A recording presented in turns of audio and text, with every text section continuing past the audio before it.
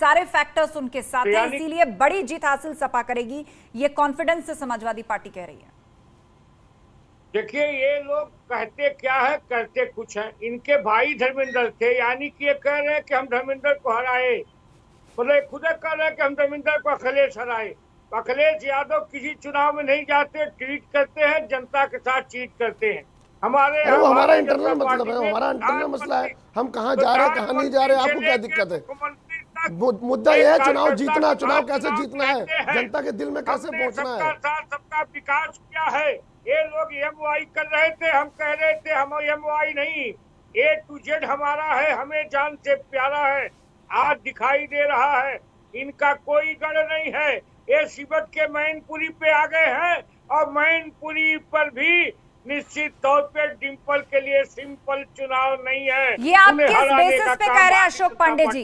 अशोक पांडे जी, ये आप किस बिना पर कह रहे हैं? आपने कहा कि मैनपुरी, एक मिनट रुक जाइए गौरव, गौरव रुक जाइए। देखिए, एक एक करके बात रखिए। आप लोग इस तरह आपस में उलझेंगे नहीं, इस तरह आपस में आप लोग उलझेंगे तो किसी की बात साफ नहीं रहेगी। अशोक पांडे जी, आप कह रहे हैं कि डिम्पल यादव के लिए सिंपल नहीं होने वाला मैनपुरी चुनाव जीतना, ये आप किस आधार पे कह रहे हैं? खाली चुनावी भाषण की तरह कह रहे हैं कि हम हरा देंगे और आप देख लीजिएगा, कोई किसी का गणित, हाँ कोई रणनीति, कोई आंकड़ा, कुछ बताइएगा मुद्दे। देखिए, पहली बात, उत्तर प्रदेश में अपराध का राजनीतिकरण कर दिया था समाजवादी पार्टी ने, हमने उसे खत्म करने का काम किया। उत्तर प्रदेश में भ्रष्टाचार को शिष्टाचार बनाया था, हमने खत्म किया। नेताजी गायत्री मंत्र का जाप करते थे, गायत्री प्रजापति का, ऐसे लोगों को हमने खत्म किया। उत्तर प्रदेश में हमने किसी भी जात का अगर अंतिम आदमी है उसका विकास किया। हमने निश्चित तौर पे आयुष्मान योजना दी, मकान दिया गरीबों को, 80 करोड़ लोगों को हमने भोजन। ठीक है, तो सरकारी योजनाओं का जो लाभ लोगों को मिला है, आप उसके बूते चुनावी मैदान में उतरे।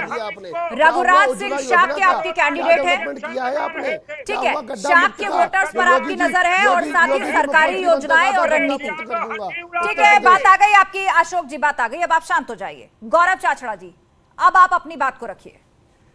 जब ये सरकार में आए थे, माननीय योगी जी ने कहा था गड्ढा मुक्त हो जाएगा उत्तर प्रदेश। कितने गड्ढे मुक्त हो गए हैं? इनकी डेट ही डेट चेंज होती आ रही है। कोई डेवलपमेंट का काम किया इन्होंने? ये भाई साहब से मैं पूछना चाहता हूं, 5 डेवलपमेंट के काम बता दीजिए जो मैनपुरी में आपने किए हैं। आपने क्या कर दिया डेवलपमेंट?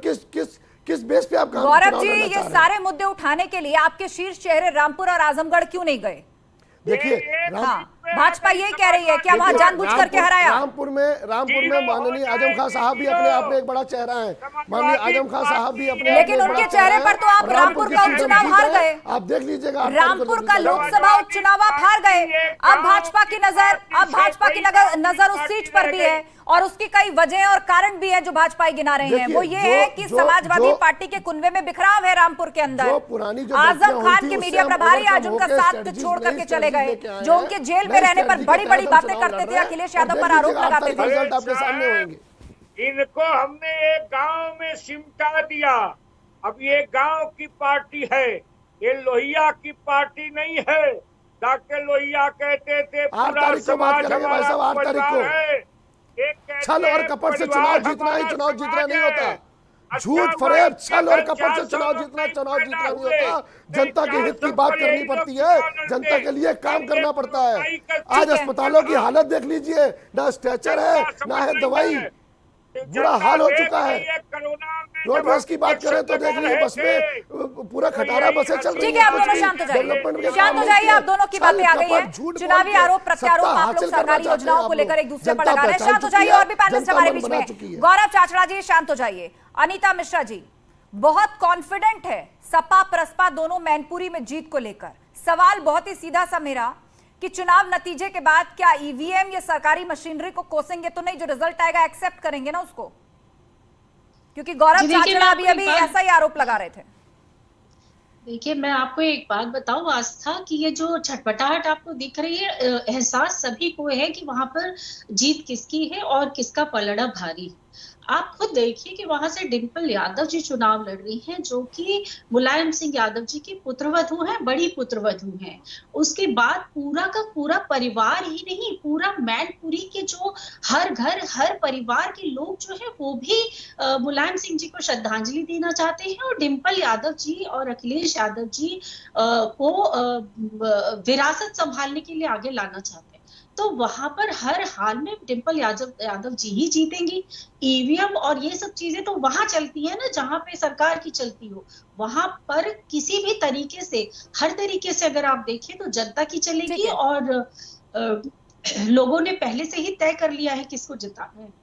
मुझसे आपका चैनल तो बहुत सम्मानित चैनल है और आप लोगों को खुद इस बात का एहसास होगा कि बढ़त किसकी है इस समय। और बढ़त आप देखिए वहां के एक एक छोटे छोटे कार्यकर्ताओं से, देखिए हम लोग तो गली गली जाते हैं, लोगों से मिलते हैं, तो आप पता करेंगे एक एक बच्चे की जुबान पे इस समय मुलायम सिंह यादव जी और डिंपल यादव जी का नाम है। लेकिन उसके साथ अनीता जी हर किसी के अंदर ये संशय भी है कि ये जो साथ है चाचा भतीजे का, कहीं इसी उपचुनाव तक सिमट कर तो नहीं रह जाएगा, क्योंकि अभी नेताजी के विरासत को आगे बढ़ाने की बात है। डिंपल यादव खुद चुनाव लड़ रही हैं। हालांकि खबर आई थी कि शिवपाल यादव भी कुछ उम्मीद कर रहे थे, लेकिन डिंपल यादव का चेहरा या उनका नाम सामने आते ही फिर वो भी चुप्पी साध गए, या कह लीजिए कि फिर उनको भी साथ देने के लिए आगे आना पड़ा।